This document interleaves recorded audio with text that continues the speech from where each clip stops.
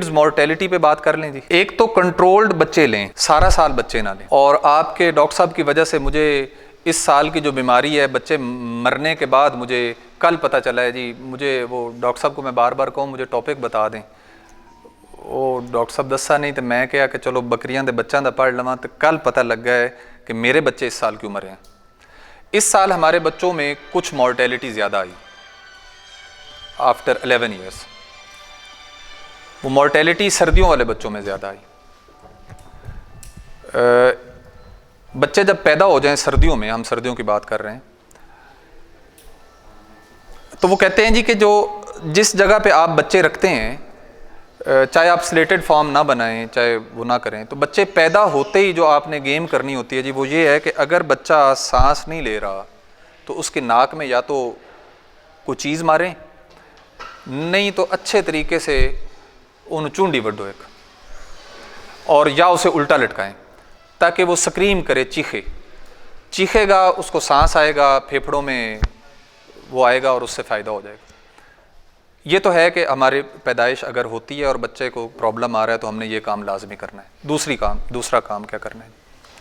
दूसरा काम ये है कि बच्चे के पैदा होने के बाद हमने विदिन 10 to 15 मिनट्स या 30 मिनट के अंदर अंदर हमने उसको बॉडी के 1-2 सिप ज़रूर देने हैं। छोटा बच्चा है, वो ज़्यादा सक नहीं कर सकता, ना उसने ज़्यादा बड़ा होना है, वो उसने पूरा पेट भर के पीना है, वो थक जाता है, तो उसे 2-4 मरतबा हमने लाजमी देना है। अब एक बात यहाँ पे लाजमी टिप ले लें कि वो ये है कि बाज़ फर्स्ट टाइमर्स की बॉडी जो है, क्लोस्ट्रम जो है, वो उस लेवल का नहीं होता, उसमें न्यूट्रिशन वैल्यू नहीं पूरी होती। वो अपना क्या करते हैं कि इम्यून सिस्टम उसका रेगुलेट ही नहीं कर रही होती, प्रॉपरली उसको उठा ही नहीं रही होती, तो हमारे बच्चे मरने शुरू हो जाते हैं। तो उसके लिए जो आपकी अच्छी जो पहले बड़ी बकरियां अगर बच्चे दिए हों तो उसकी थोड़ी सी बॉडी निकाल के किसी शीशे वाली बॉटल में या प्लास्टिक बॉटल में लेके उसको फ्रीज़ कर लिया करें, और फ्रीज़ करने के बाद अगर पैलेन हो उसके भी 2-4 धारे दे दें, और 2-4 पेंट पता नहीं कहते हैं या क्या जी, हमें वो 1-2 सकिंग ऊंधी भी दे दो तुझे, और ये देनी जल्दी है। अच्छा, यहाँ पे एक आज बड़ी मज़ेदार बात समझ लें जो मेरे फार्म पे भी ऑब्ज़र्व नहीं हो रही और आपने अपने फार्म पे करनी है। वो क्या है कि आप इंटरनेट से लाजमी तौर पे निकाल लेंगे कि बर्थ किट होती है, उसमें रुई है, उसमें सीज़र है, उसमें लाजमी तौर पे क्या है कि आयोडीन मिक्सचर है और सारा टिंचर आयोडीन है सारा। मज़ेदारी की बात यह, जब आपका बच्चा पैदा होता है, तौलिए भी आपने रखे हुए हैं, तो बच्चा आपने लाजमी तौर पे मेंगनों वाली जगह पे रखना है, जो मर्जी कर लें, और इस चीज़ को आप रोक के मुझे दिखाइएगा, चैलेंज है मेरा, बल्कि मुझे फ़ोटो भेज दीजिएगा कि जी साड़ी बकरी सूई है तो साफ जगह पे है। आपने लाजमी तौर पे वो गंदी जगह पे रखना है, और जैसे ही गंदी जगह पे आता है, टेक्निकल टर्म है जी कि बैक्टीरियल आर्थराइटिस विदिन 15 मिनट उसको हो जाता है जी। बैक्टीरियल आर्थराइटिस नेवल कार्ड के जरिए उसने जाना है, और हड्डियों की मुसीबत उन्होंने पीड़ पे शुरू हो जाएगी बच्चे ने। तो उसको साफ जगह पे रखें, डिप करें, चाहे आप देखिएगा ये ऑब्जर्व नहीं होता।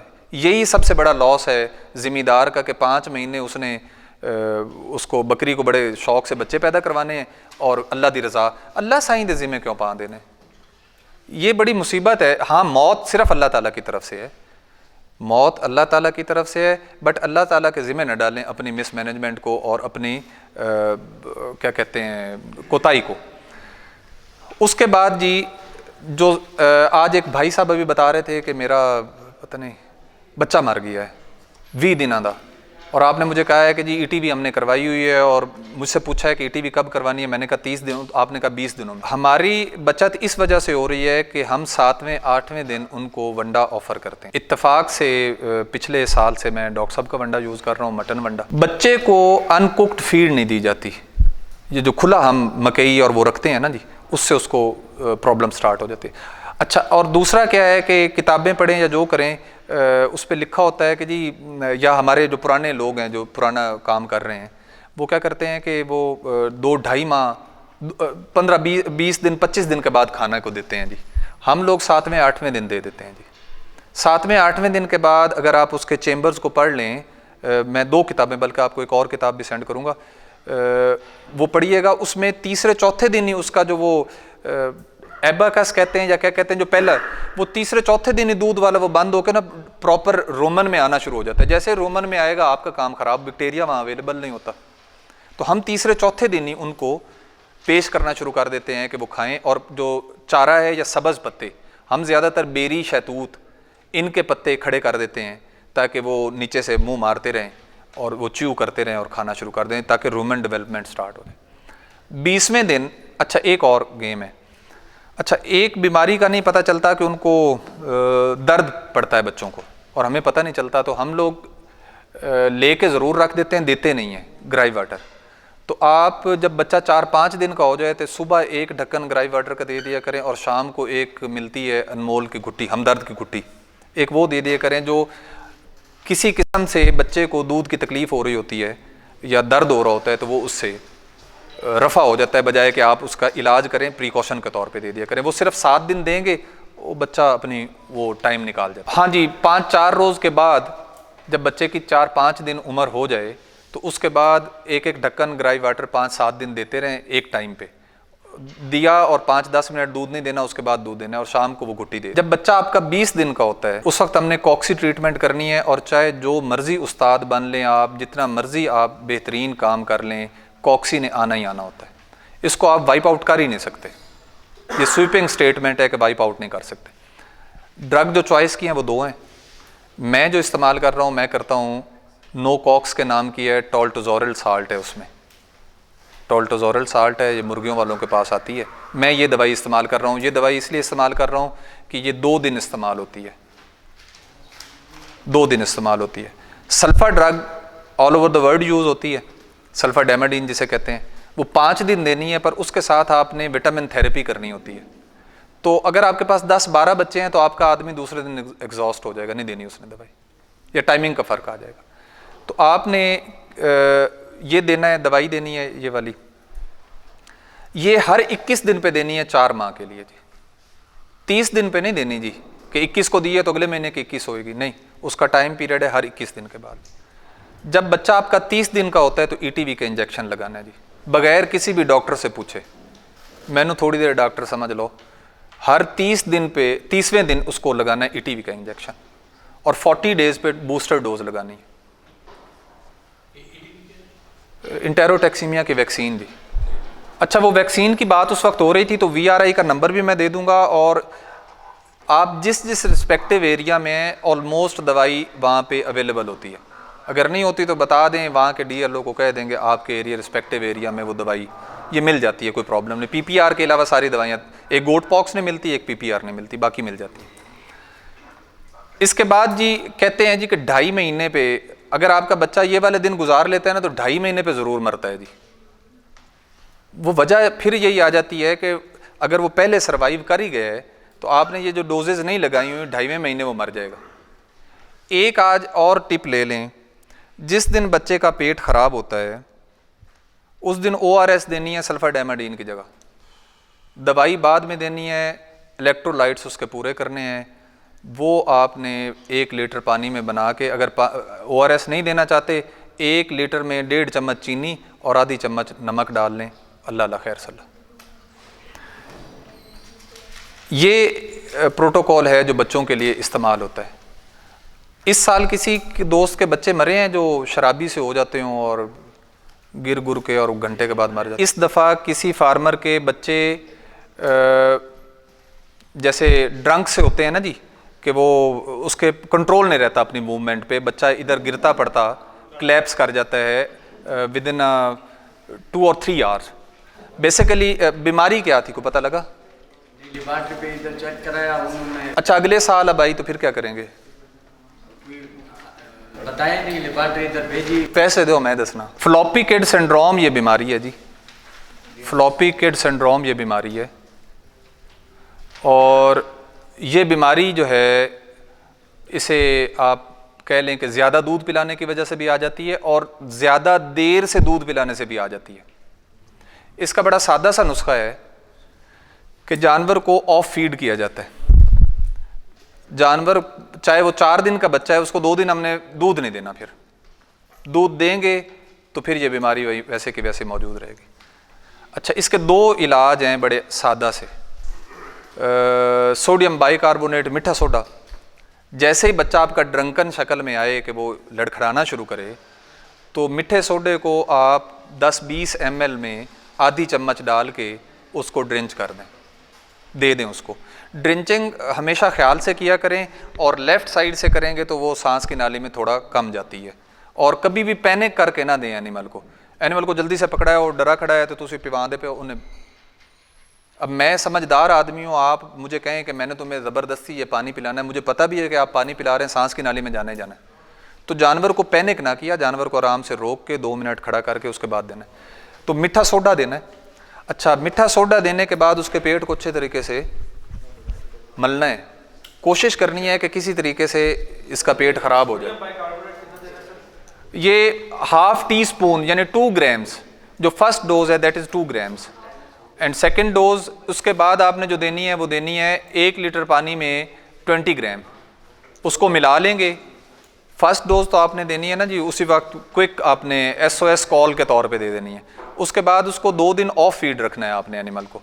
मिल्क नहीं देना बिल्कुल, ना मिल्क रिप्लेसर यूज़ करना है, कुछ नहीं करना सिवाय इलेक्ट्रोलाइट्स के, कि आप उसे ORS का पानी देंगे या ये देंगे, बच्चा बिल्कुल भूख से नहीं मरता, ये गारंटी है। उसका सर्वाइवल है ही ये कि उसका पेट खराब करें। अगर वो नहीं भी होता तो मिल्क पिएगा तो फ्यूम्स ज़्यादा बनेंगे। इस साल हुआ क्या जी आप बताएं, पूछें आप। नहीं, डायरिया नहीं होगा ना, असल में इसको कॉन्स्टिपेशन हुई है, अंदर फ्यूम्स बने हुए हैं, कोई ट्यूब ऐसी नहीं जाएगी जिससे फ्यूम्स निकल रहे हैं। हाँ, फ्लॉपी किड सिंड्रोम। अच्छा, अब आपने करना क्या है कि खुदा ना खास्ता और कोई एंटीबायोटिक नहीं देने, इसको रिलैक्स रखना है, काम रखना है, ताकि ये दूध नहीं देना।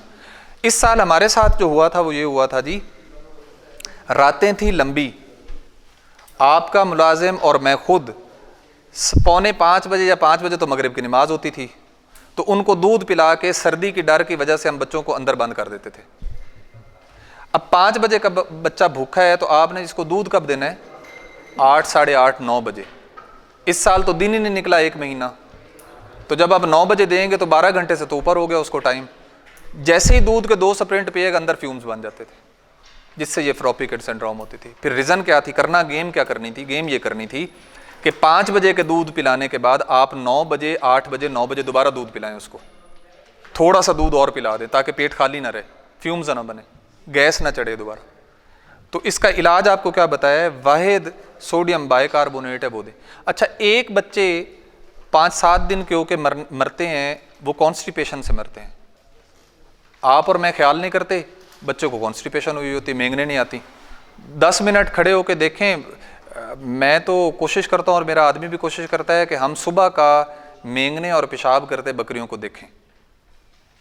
आपने भागना है, काम पे जाना है, उनको 2 मिनट के लिए बाड़े से बाहर निकालें, आपको सारी बता देंगी मैंने पेशाब और मेंगने किए हैं या नहीं किए, 5 मिनट में बता देंगे। अदरवाइज़ ये अब जो बच्चे हैं उनका आप देखते ही नहीं हैं, तो बच्चे कॉन्स्टिपेशन से मरते हैं। कॉन्स्टिपेशन का सादा इलाज समझ लें, बड़ा सादा और पुरवकार इलाज ये है कि अनीमा मेरा ख्याल है मिलता है, इंस्टेंट अनीमा के नाम से। बच्चे को लिटा लें, लिटा के उसके पेट को अच्छे तरीके से मल लें, मलने के बाद अनीमा आधा उसको बैक साइड से मेंगनों वाली जगह पे दे दें। देने के बाद उसको 1-2 मिनट के लिए ऊपर नीचे करें, और फिर आपका आदमी जहाँ रिब्स से पीछे वाली जगह है उसको थोड़ा सा दबाएं, विदिन 5 मिनट्स वो फेसेस निकाल देगा बाहर और बच्चा बच जाएगा, नहीं तो शाम तो पहले एक्सपायर हो जाएगा। अल्लाह साईं दे ज़िम्मे पा दिसाएं हो तो मरो, ठीक हो गया जी। ये दो हमने पॉइंट समझ ली। तीसरा सदक़े के तौर पे आपको इस साल की बात बता रहा हूँ, वो समझ लें। सदक़े का नबी पाक सल्लम का फरमान है कि अच्छी बात बताना भी सदका है। ज़रूरी नहीं है कि हमने पैसे ही देने हैं, बल्कि कल मैंने कुरान पाक की एक आयत पढ़ी, वो भी सुन लें। अल्लाह ताला फरमाते हैं कि आप अपने हाथों को बांध के मत रखें, कुछ यानी सखावत भी है कि लोगों को पैसे भी दिया करें। और अगली आयत में उसी के साथ अल्लाह ताला फरमाते हैं, ऐते भी ना देना कि आप फुकरे हो जाना फिर मंगन वाले बन जाना। यानी सारा कुछ देने का हुक्म नहीं है। विरासत का कॉन्सेप्ट आया ही कुरान में है, इससे पहले तो इनहेरिटेंस का कॉन्सेप्ट ही नहीं है कि आप उतना दे सकते हैं जितनी की इजाज़त हो। आक उक को नहीं होंदा बाड़ भावें ना फरमान ही होवे। अच्छा, वो तो अल्लाह साईं पुछसी होंदे नाल। ये जो मैं आपको बात बताना चाह रहा हूँ ये इस साल हमारे साथ हुई है 11 साल के बाद। क्या हुई है कि जब बच्चा पैदा होता है तो अमोनिया गैस पैदा होता है ज़मीन के नीचे। आप जाते हैं, आप जाके खड़े होंगे रात को 5 मिनट 10 मिनट खड़े होने के बाद आप फील करेंगे कि 15 मिनट के बाद या 5 मिनट के बाद आपको थोड़ी बहुत पंजेंट सी स्मेल आएगी। आप कहेंगे नहीं इट्स नॉर्मल और आप चले जाएंगे। बच्चा कितने फुट से ले रहा होता है सांस? 1 फुट पे जी। तो हेठा बहो ना जी, 10 मिनट बहुत सो तो जेड़ा 7 मिनट अगे खड़े रहे सी 5 मिनट नहीं बैठा जाएगा। गेम क्या करनी है? ठंड ठंड से बच्चा नहीं मर रहा होता। -42 पे भी बकरियां पाल रही हैं नॉर्वे में। इतनी ठंड है तो सबर ही कोई नहीं तो सैंडी ब्रूक का आपको मैं बता दूंगा, कनाडा में है, उसका ज़रा चेक कर लीजिएगा वेबसाइट, सैंडी ब्रूक उसका नाम है, भेड़ें अपनी पालती है। -42 -43 बकरियां कुछ नहीं होता या भेड़ों को कुछ नहीं हो रहा। असल में वो अमोनिया वहाँ से निकल रहा है जो आपके ज़मीन पे है और बच्चा वहीं से सांस ले रहा होता है। अगले दिन आप देखते हैं उसकी आंखें सूजी हुई हैं और बुरी हालत है, आप उसको बुखार का और उसका इलाज कर रहे होते हैं और ये इलाज नहीं कर रहे जेडे हेठू गैस चढ़ा दे पैने।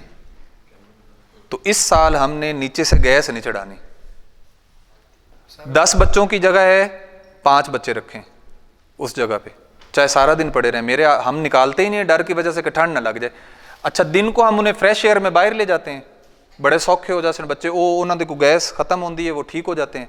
और उसके बाद आप क्या शाम को फिर जो रात के 14 घंटे अजियत हम दे रहे होते हैं अपनी नेग्लिजेंस की वजह से, वो उनको मुसीबत करती है। थोड़े एनिमल रखें उस जगह पे और नीचे अगर पराली वगैरह मिल जाए तो उसको एक्टोफॉन का स्प्रे करके वो डाल दिए, बेडिंग कर दी पराली वगैरह की और वो निकाल दी सुबह के टाइम।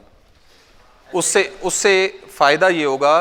और दूसरा, कोशिश करें, थोड़े जानवरों का इसलिए कह रहा हूँ कि थोड़े जानवरों से वो अमोनिया नहीं बनेगा। आम तौर पे अब मेरे पास जो कमरा है वो है 10 बाय 12 का, तो उसमें बच्चे खड़े होने चाहिए कोई 12-14।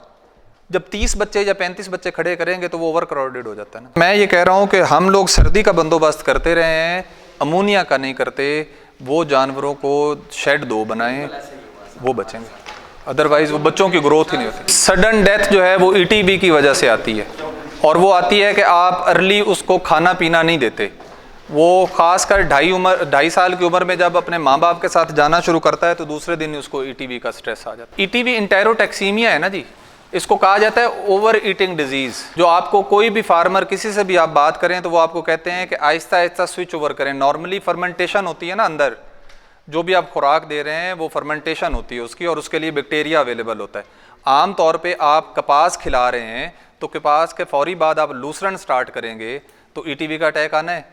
आप क्या करते हैं, कपास के साथ हर रोज़ शाम को अगर बकरी की रिक्वायरमेंट 8 किलो है तो आप उसको कोई मेरा ख्याल है 1.5 लाजमी दिखाएंगे और आहिस्ता आहिस्ता 5-7-10 दिनों में उसको स्विच ओवर कर देंगे, उतने में बैक्टीरिया डेवलप हो जाता है। सडन चेंज नहीं कर सकते? नहीं करना है ही नहीं जी, तबीयत ठीक हो जाएगी। किसी भी ग्रेन का, चाहे आपके जानवर खा भी रहे हों, बैक्टीरिया डेवलप भी हो, इवन दो आपने आहिस्ता आहिस्ता लेके जाना है। हम लोग तो करवाते हैं ग्रेजिंग और आपके टोटल लोग जो भी कपास की करवाते हैं वो नॉर्मली ग्रेजिंग करवाते हैं। नवंबर में बेसिकली आपको कपास मिलना शुरू हो जाती है, कुछ फ्री मिल जाती है लोगों को कि उन्होंने खाली करना होता है तो वो आपको मिल गई फ्री। मेरा 100 एनिमल है ना जी, तो उसके लिए मेरे जानवर बड़े हैं बाई चांस, आम लोगों के जानवरों से कुछ जानवर बड़े हैं मेरे, यानी लोगों के 2.5 जानवर के करीब मेरा एक जानवर बनता है, तो हमारी रिक्वायरमेंट ज़्यादा है। तो उस रिक्वायरमेंट में ये है कि हमारा 2 कनाल 2.5 कनाल से 100 जानवर, बस उससे फिर उठा नहीं जाता। उससे बाउल मिल जाते हैं आपको काफ़ी सारे, कुछ आपको नीचे जो गिरी हुई पतरी मिल जाती है। तो उन दिनों अगर आपको कोई प्रॉब्लम आता है तो आप वो इस्तेमाल कर सकते हैं टॉक्सन बाइंडर्स। मैं करता हूँ टॉक्सन बाइंडर्स, उन दिनों में लाजमी देता हूँ क्योंकि टॉक्सिसिटी का पता नहीं है। देखिए हमने 50 आदमी ने बिरयानी खाई है, किसी एक का पेट ख़राब हो जाएगा तो क्या मतलब, यानी उसका हम लोग फिर उसके लिए प्रिकॉशन के तौर पे टॉक्सन बाइंडर्स देते हैं। जानवर कीमत, ये एक और जानवर के बारे में मिसकंसेप्शन है और इसको आज दूर करें। कई कहते हैं जी मैं शौक वाले जानवर रख दें, कई कहते हैं मैंने वैसे रख लिए। भाई जब आपने एनिमल ले लिया तो उसकी रिस्पॉन्सिबिलिटी लेनी पड़ेगी, चाहे वो 25,000 का चाहे 2.5 लाख का। मेरे बकरियों पे एक आर्टिकल लिखा गया अमेरिका में, उन्होंने, मेरी एक बकरी है जमजम उसका नाम है, उस पर आर्टिकल लिखा एक बीबी ने। तो कुछ दिनों के बाद उसने कुछ अपने और मुझे शेयर किए कि जी मैंने ये विज़िट किया है, मैंने ये विज़िट किया, तो मैंने वो देखे, तो वो व्हील चेयर पे थी बीबी। तो मैंने कहा कि आप व्हील चेयर पे हैं और फलाना है। तो उसने कहा कि मुझे कोई प्रॉब्लम हुआ है तो मैं व्हील चेयर पे हूँ। तो मैंने कहा जी आपके कितने एनिमल हैं? तो उस बीबी ने मुझे आगे से कहा कि जी मेरे पास तो एक भी नहीं है। तो मैंने कहा एक भी नहीं है तो आप फिर व्हील चेयर पर क्यों तंग हो रही हैं ये वो? उसने कहा जी मैंने आर्टिकल लिखने होते हैं, तो मैं जेन्युइन चीज़ लिखनी है, तो मैंने वो थॉरोली चेक करना होता है। तो मैंने कहा आपके पास एनिमल नहीं है? तो उसने कहा देखें, एनिमल होता है रिस्पॉन्सिबिलिटी, एक जिम्मेदारी होती है। जब एक जानवर को आप लेके आ रहे हैं तो वो जिम्मेदारी है, जिम्मेदारी निभा सकते हैं तो उसको रखें, नहीं निभा सकते तो छोड़ दें। देखें बकरियों के बारे में मैं अक्सर हंसता होता हूँ कि बंदे पैसे भर के आधे आस्ते मुसीबत ले रहे होंगे, तो आप पैसे भर के मुसीबत ना लें। ये कोई हमारा इम्तिहान है कि हमने लाजमी ढिठाई करनी है? ढिठाई ना करें, अकल के साथ उसको करें। फार्मर नाकाम होता क्यों है? वो जानवर मंडी से होशियार बनता है कि मैं मंडी से सही जानवर ले। आज एक ये टिप ले लें मंडी वाली, जो भी आदमी फार्मर, जैसे मेरे जैसा फार्मर है, तो वो मंडी पे जब जानवर बेचने के लिए लेके जा रहा होता है तो मंडी से पहले फड़िए खड़े होते हैं जो उससे मंडी पे, वो गरीब मेरे जैसे शरीफ आदमी को तो मंडी बढ़ने ही नहीं देंगे ना, वो पहले ही मुझसे जानवर ले लेंगे। वो कितने का लेते हैं? वो अगर 4-5 माह का जानवर है, 5-6 माह का जानवर है, ये आज नुस्खे, ये भी आज की डेट के पैसे भी लिख लें आप, कि जो 4-5 माह का जानवर अच्छा जानवर है, वो तकरीबन जो अच्छा जानवर मिलता है वो मिलता है 40-45 हज़ार का, 40,000-50,000 का अच्छा जानवर जो हमें पसंद है। हाँ, मेल फीमेल ऑलमोस्ट, फीमेल थोड़ी कम होती है, मेल ज़्यादा होती है। जो एक नॉर्मल जानवर है, सीधा पदरा साफ़ सुथरा, वो मिलता है 30-35 हज़ार का, जिसमें हम समझते हैं कि पोटेंशियल है कि अच्छा मेल मिले तो वो आपको अच्छे बच्चे दे सकता है। एक इससे नीचे के लेवल के हैं जानवर जो फॉर स्लॉटरिंग पर्पस जा रहे होते हैं, वो मिलता है 20-22 हज़ार का, 20 हज़ार का, 18 हज़ार का। अब फड़िया उससे, वो चाहे वो 35 वाला है चाहे 25 वाला है, फड़िया उससे 20-1 हज़ार रुपये एक बेंच मार्क या लाइन को टच करेगा, 20 हज़ार रुपये का ले लिया। अब वो जैसे ही मंडी के करीब होता है तो आगे से वहाँ के व्यापारी खड़े होते हैं, वो उससे 22 से 24 हज़ार का वो खरीदते हैं इंस्टेंट, 22 से 24 हज़ार का। जब वो मंडी में जाता है तो अली शाह को कोई बंदे फ़ोन करते हैं कि जी सानू परचेज तक करा देना, तो मैं उन्हीं से रब्ता करता हूँ, हाँ भी कोई पठोरी कोई अच्छी मेरे वास्ते है। वो मेरे दाढ़ी 4 बालों का हया करते हैं, वो कहते हैं है जी। अब उसने खुद 22 हज़ार या 24 का लिया हुआ है, तो वो जस्टिफाई क्या करता है अपने आप को कि जी 2-3 हज़ार में बादू लेना है। वो मुझे 2-3 हज़ार पे, मुझे वो कहता है जी मैंने 1000 रुपये दे देना। मुझे जानवर पसंद आता है, मैं 2 दिलवाता हूँ मालिक से, आप चाहे चीखते रहे, मैं कहता हूँ नहीं जी इसका हक बनता है, दें दो। ये तो मुझे कुछ साल पहले गेम का पता चला, उससे पहले मुझे कोई नहीं, मैं मंडी जाता नहीं हूँ, मुझे पता नहीं है बाई चांस। 18 हज़ार वाला जानवर जब आपके घर डेरा गाजी खां में 35 या 40 हज़ार का पहुँचेगा तो 6 माह खिला भी लें वो 40 का नहीं होता। 6 माह खिलाने के बाद 5-7 हज़ार खर्चा करने के बाद जब मंडी में लेके जाएंगे वो बिकेगा 32 हज़ार का।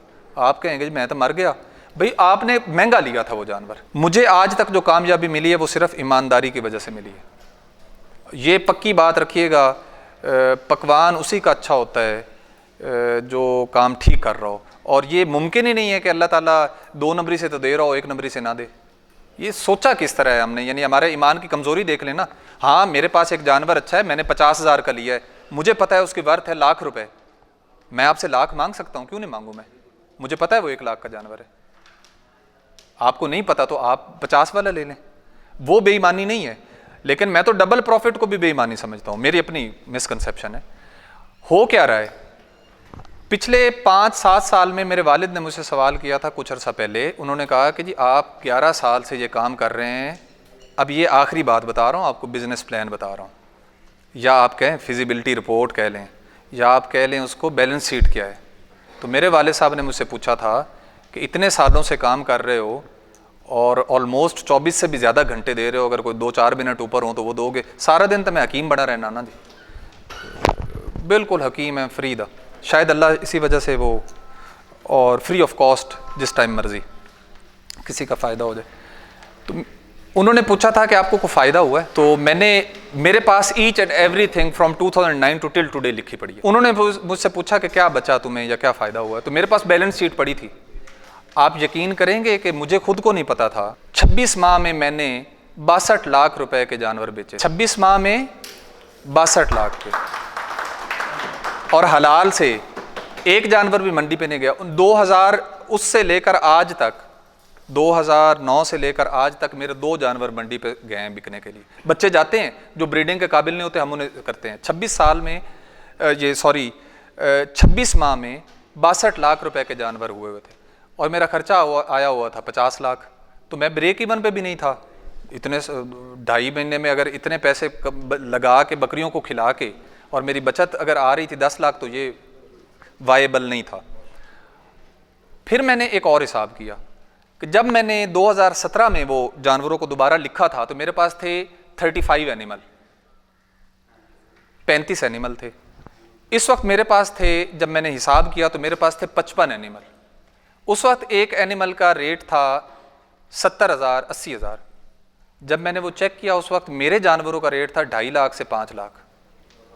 2.5 भी छो, 5 भी छो, 1.5 भी ला लो तो आप जानवरों का हिसाब लगा लें, वो 1.25 करोड़ के तो जानवर बनते थे। और देवर रेडिली अवेलेबल कि मेरे पास तो गाहक मौजूद हैं कि मुंह से निकालें जानवर बिकते हैं। एक और माइलस्टोन देख लें जो मैं अल्लाह की ब्लेसिंग के साथ, इसमें कमाल अल्लाह की ब्लेसिंग होती है। अल्लाह साईं का फरमान है ना कि जो अच्छाई होती जाए अपने ज़ुमरे में मेहनतों में शुमार करते हो, अगर कुछ बुरा हो जाए तो वो मेरे खाते पा देंगे हो। अल्लाह की ब्लेसिंग के साथ हमारे जो बच्चे समझें 1997 में मुझे पता चला हांगकांग में कुछ फिलीज बिकी हैं, यानी बच्चे बिके हैं जो माओं के पेट में थे, घोड़ों के। तो मैं मानता ही नहीं था इस बात को। मैं कहता था माँ के पेट के अंदर किस तरह पता नहीं बिक गया। अगर मैं बेचना चाहूँ तो माओं के पेट के अंदर वैसे पहले एडवांस आ दें पैसे कि फ़लाँ का बेटा दे दें, फ़लाँ का दे दें, और रिक्वायरमेंट हमसे पूरी नहीं होती। बट अब एक आखिरी बात जो मैं आपको बताना चाहूँ, और इस बात को भी पल्ले बांध लीजिएगा, 500 400 300 200 इस नंबर को ना पकड़ें। ये आप सिर्फ ना खुद सताइशी चाहते हैं या चाहते हैं मैं बड़ा फार्मर करा। मेरे शायद 50 जानवर आपके 300 जानवरों की कीमत के बराबर हो। कीमत को ना लें। मॉडल फार्म 2 तरह के बनाने हैं, बनाएं। ब्रीडिंग बनानी है तो 3 साल का ज़हन में रखें कि मैंने 3 साल खेलना है इसके साथ। जो बच्चे मिलते जाएं, बेचते जाएं, फीमेल्स को रिटेन करते जाएं। आपको शायद नहीं पता कि पैदा होते शायद बच्चे का मुंह उस तरह नहीं आ रहा होता जो 4 माह बाद डेवलपमेंट हो रही होती है। और मैंने पिछले दिनों डॉक्टर साहब से एक सवाल बताया था और आज आपको फिर मैं एक सवाल बताता हूँ। मेरे पास जो टॉप क्लास एनिमल हैं जिनका मैं अल्लाह की ब्लेसिंग से हैं मेरे पास, अगर वो आप में से कोई भाई ले जाएं अपने घर, आप जमजम ले जाएं, अजवा ले जाएं, इतलाल ले जाएं, जो ले जाएं, और साथ मेरा मेल ब्रीडर जो खड़ा है वो ले जाएं, आप उस तरह के बच्चे प्रोड्यूस नहीं करवा सकते। इस साइंस को आपने ज़रूर सोचना है और हल करना है। अगर आप बहुत गौर करें, मैंने कई लोगों से पूछा है तो एक ही बात समझ आई है, वो है न्यूट्रिशन। कि आपकी हम कोई न्यूट्रिशन पे ज़्यादा पैसे नहीं खर्च रहे। मैं तो गर्मियां दे विच 21 रुपये खर्चे ने, सर्दियां 100 रुपये तो जाता रहेगा। हाँ जी, पर एनिमल 21 रुपये खर्चा किया है, सर्दियां 100 तो जाएगा। क्या था कि जंतर ग्रेजिंग जो है वो आपकी लोएस्ट, सिर्फ पानी लगाना होता है। मैं उसमें खाद इसलिए डालता हूँ कि मेरी न्यूट्रिशनल वैल्यू पूरी हो जाए न्यूट्रिशन की। जो न्यूट्रिशन वैल्यू पूरी नहीं करेंगे उनका थोड़ा सा और तरह का मुंह बन जाएगा। जिन खुराक मिलेगी वो वाह वाह करके हो सी गल्ला चलना पटीज जैसे। ब्रीड अगर रखनी है आपने तो आप मैक्सिमम 2 ब्रीड्स रखें। किस भाई को मैं कह रहा था, आपको कह रहा था, उन्होंने कहा मुझे शौक़ है। मैंने कहा नहीं, मैनू ज़्यादा शौक़ है। उनका था नहीं मुझे काफ़ी शौक़ है। मैंने कहा कि अपने अपने हिसाब का शौक़ है। मैं अब तुम जवान आदमी हो, ज़्यादा शौक़ करो। मैं 2 ब्रीड से ऊपर आप नहीं रख सकते। वजह क्या है, आपको मेल जलील कर देंगे, आपकी एक्स्ट्रा एनर्जीज जो हैं वो मेल पे ख़राब हो जाएंगी। अच्छा, एक और आखिरी बात कि 2 पैरेलल काम अगर आपने करने हैं कि ब्रीडिंग भी साथ लेके चलें और बच्चे भी आप अलहदा पालें कि वो क्विक पैसे आते जाएं और वो रुके, वो आप गर्मियों में करें। फरवरी मार्च में आपके पास चारा लूसरन, सर आप तो उन्हें क्या कहते होते हैं, क्वीन ऑफ द फॉडर कहते हैं कि किंग ऑफ द फॉडर है, क्वीन ऑफ द फॉडर लूसरन है। आप देखें queen of the fodder available है, आप घा लाऊ है होर किस्म दे। बकरी नहीं घा खाती, बकरी घास नहीं खाती, बकरी लूसरन खाएगी। अगर आपने हे बनानी है, सबसे दुनिया में बेस्ट कॉन्सेप्ट, अमेरिकन ऑस्ट्रेलियंस जो भी हैं वो हे खिलाते हैं। और हे के लिए ये नहीं होगा कि अली शाह ने 4 एकड़ लगाए हैं और उसी की हे बनाए और वही ताज़ा फ्रेश खिलाए। हे के लिए 4 एकड़ अलहदा लगाने पड़ेंगे। रीज़न बिहाइंड ये है कि उसको आप एक ही मरतबा कट करें, सर ने सर की वीडियो पढ़ी है वो देख लीजिएगा कि एक ही मरतबा कट करें ताकि अगला लॉ बराबर आ जाए। अब जो ये कट कर रहे होते हैं वो तो हे चलेगी नहीं। तो दुनिया में अच्छा एक आखिरी और मज़ेदार आपको बात बताऊं, मैं एक बुक पढ़ रहा था, एक शॉर्ट स्टोरी थी टॉलसाए की जी, क्या नाम था उसका, टॉलसाए समथिंग टॉलसाए, आपका वो है रशियन एक ऑथर है, उसका था how much land a man can need 1886 में वो कहता है कि मेरे पास इतनी ज़मीन तो हो कि मैं हे बना लूँ। 1886 बंदे हे बना रहे हैं, आप और मैं अभी डरते हैं कि हे बना ली तो पता नहीं क्या हो जाएगा। बकरियों को साइलेज उन एरियाज में दिया जाता है जहाँ पे माइनस समथिंग प्रोटोकॉल हो, हाईएस्ट एनर्जी चाहिए। आप जो प्रेग्नेंट फीमेल्स हैं, ये इस साल में तजर्बा हुआ है, आखिरी 10, 15, 20 दिन उनको हाई प्रोटीनियस फीड ना दें, वंडा खल ये आखिरी 20 दिन बंद कर दें, कॉन्स्टिपेशन होती है। सेकेंडली ज़्यादा एसिडिटी होने के, कॉर्न जो ज़्यादा देते हैं, मेरे दोस्त का इलाका है जो वो ज़्यादा देते हैं, उससे वो हाई प्रोटीनियस फीड से उनको प्रॉब्लम होता है, वो पता नहीं जिगर कहते हैं काम ज़्यादा करता है या क्या है, एबॉर्शन कर दे। तो बच्चों के बारे में मैंने आपको बताया कि कैरन स्टार्क ने बताया था खुराक पूरी करेंगे तो बच्चे 3-4 आएंगे। टेडी का ये तुर्रा इम्तियाज़ नहीं है कि वो 4 बच्चे देती है। अली शाह दे पिछले 3 साल का रिकॉर्ड है, 3, 5, 3, 4 ये बच्चे साढ़े घर पैदा होंदे पैन। कॉपी पड़ी है, किसी हाथ ला के वेखना हो तो वेख लो कि 3-4 बच्चे पैदा होते रहें और अल्हम्दुलिल्लाह पलते रहें। एक और गेम, जो ब्रीडर्स हैं या फार्मर हैं जो ब्रीड इम्प्रूवमेंट करना चाहते हैं, वो सबसे ज़्यादा मार खा रहे होते हैं बच्चे सेल ना करके, क्योंकि 2.5 माह की उम्र में या बच्चा मार लेंगे या 4 माह की उम्र में बच्चा मार लेंगे। साइंस समझ लें कि पाकिस्तान में बच्चा जो 2.5 माह से लेकर 7 माह तक उसका ऑलमोस्ट प्राइस एक जितनी होती है। ये भी मंडी की गल समझ लो, 3 महीने का पठोरा ले जाओ, 8 महीने का पठोरा ले जाएं, एक रेट है, बिल्कुल एक रेट है, 25 से लेकर 30,000 जो अच्छा पठोरा है। अच्छा, एक मज़ेदारी की बात समझिएगा, यूट्यूब पे है कि बकरियां रखो तो करोड़ां कमा लो। वो बाबा जिहड़ा करोड़ां कमा रहे होंदा है, खुदा दी कसम वो उड़ामा होंदे ते नहीं आ रहे, वो जस्टिफाई नहीं कर रहा होंदा, वो जस्टिफाई नहीं कर रहा होता। जो लड़का इंटरव्यू ले रहा होता है उसको कम अज़ कम उसको ये तो करना चाहिए कि उस बेचारे को तमीज़ तो सिखा दे कि आ बाबा खर्च भी आ दे, तू तो मरन वाला है, तेरी तो ख्वाहिशात ख़त्म हुई हैं, तू खर्च ले आ देते, नहीं खर्चदा बाबा। एक और बात समझ लें, जो रिज़्क़ का हिसाब है वो अल्लाह ताला की तरफ से है। शायद इस बकरियों के रिज़्क़ में 50 आदमियों को और रिज़्क़ लगा होता है। जो रास्ते में बंदा है वो रिज़्क़ ले रहा होता है, पक्का ले रहा होता है।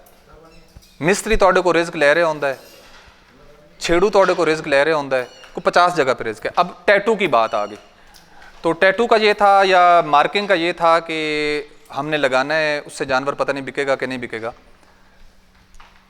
इत्तफाक से हमने नबी पाक मोहम्मद सल्लल्लाहु अलैहि वसल्लम की निस्बत से 10 बकरियों और 1 बकरे का नाम रखा था। इसके बाद हमें ज़रूरत ही सिर्फ 2 नामों की और पड़ी, एक का नाम शब्बो है, एक का नाम शन्नो है। वो 2 नाम से इस वजह तो रखे, शब्बो तो शन्नो जी इस वजह तो रखे कि कोई थोड़ा जिहा और जिवें तुसीं आखा ना ईमान ताज़ा कर लो कि अच्छे नामां नाल ईमान ताज़ा हो जाए। बाकी हमारे पास उन्हीं की आल चल रही है। ये पॉसिबल ही नहीं है कि आप एनिमल रख रहे हों और आपको उसकी पहचान ना हो। वो पहचान आपको बनती है। जैसे जमज़म है तो जमज़म 1 है, जमज़म 2 है, जमज़म 3 है, जमज़म 4 है, युमन है तो युमन ही चला आ रहा है। वो आपको थोड़े दिनों के बाद ही, अगर अखी होंदा है तो नहीं समझ आ रहे कि केड़ी बकरी केड़ी है, तो फिर मज़ा। रिकॉर्ड कीपिंग आपकी नॉर्मली गोट्स के बारे में अंग्रेज़ी की वो लाइन है, finest line is better than sharp memory, कि याद करने से बेहतर है कि कुछ लिख लें। मैं वकालत कर रहा था तो अच्छे उस्तादों से पढ़ा हुआ था, तो वो कहते थे मेमोरी पे डिपेंड ना करो, किताब साथ लेके जाया करो। किताब ले जा के जज साहब नूं ए विखा दिता करो कि आ लाइनें यहीं लिखी हुई हैं, गेम करनी है तो खुद करें, मेरे पास ये लाइन्स हैं, मैंने इसी एम्बिट में खेलना है। तो जो याददाश्त है ना, उसका टेस्ट ना लिया करें और किसी काम में टेस्ट ले लें। इसके लिए आप लिख लें, लिखे हुए से आपको बड़ा पता चलता है। वो मैंने एक दोस्त को कहा, मैंने कहा कि अपनी पठोरी 3 महीना दी है। उन्होंने कहा सर जी अपनी पठोरी 7 महीना दी है, 3 दिन नहीं है। मैं कहा अच्छा मैं डायरी तो वेख सा। उन्होंने कहा नहीं, मेरे को जनाब दा फोटो आया हुआ है, तो मैं थोड़ी एल्बम बनाई हुई उनके विच 7 महीने पहले दी जम्मी हुई है। तो इतना लिखने के बावजूद भी फ़र्क होता है। इंशाल्लाह फिर सेशन चलता रहेगा। कुछ सवाल है तो आप उस रिगार्डिंग मुझसे कर लें। पास का खेत है, उसमें आपका हर्ड है वो वैक्सीनेटेड है, एक और हर्ड आ गया जो वैक्सीनेटेड नहीं है, इसमें कोई डिजीज कम्युनिकेशन हो सकती है? डिज़ीज़ कम्युनिकेशन का सिर्फ दो बातें समझ लें। आपकी डिज़ीज़ कम्युनिकेशन होती है पीपीआर और सीसीपीपी, ये दो नॉर्मली आती हैं। इंटेरोटैक्सीमिया उससे नहीं आ रहा होता और फला नहीं आ रहा होता। आम तौर पे बाय चांस जिस एरिया से मैं बिलोंग करता हूँ, मेरे तो डॉक्टरों वो मैं हंसता होता हूँ डॉक्टरों को कि कुछ तनख्वाह ऐसा मैनू ही देता करो, मैं तो उन्होंने डॉक्टर बना देता है। तो हम तो अपने एरिए में काफ़ी सारी वैक्सीनेशन होती है, ज़बरदस्ती मैं करवाता होता हूँ, जो हमारा एलोकेटेड एरिया है। दूसरा जी, मैं सस्ते वाला काम नहीं करता जी। मेरा हर्ड कीमती हो गया है, इसलिए मैं अपने हर्ड के बारे में कॉन्शियस हूँ, मैं दूसरे हर्ड में शामिल नहीं होने देता।